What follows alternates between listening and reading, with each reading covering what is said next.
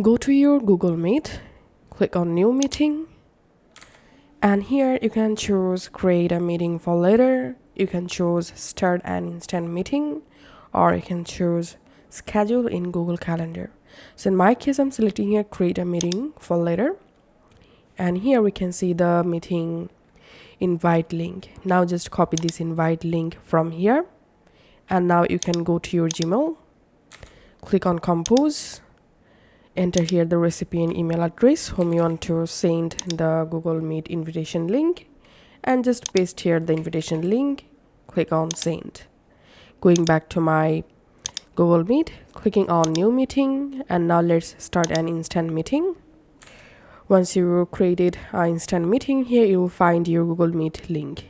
You can directly copy your Google Meet link. The same way you can go to your Gmail and send the Google Meet invitation link, or from here you can click on Add Others, and now you can just go ahead and add email address whom you want to send invite, then click on Send Email. And now I'm just ending this Google Meet, going to home screen. Now let's schedule a meeting in calendar. Write here your meeting title, select your meeting starting date and your time, and all you have to need. Under this guest, add here your guest email address whom you want to send invite, and click on Save.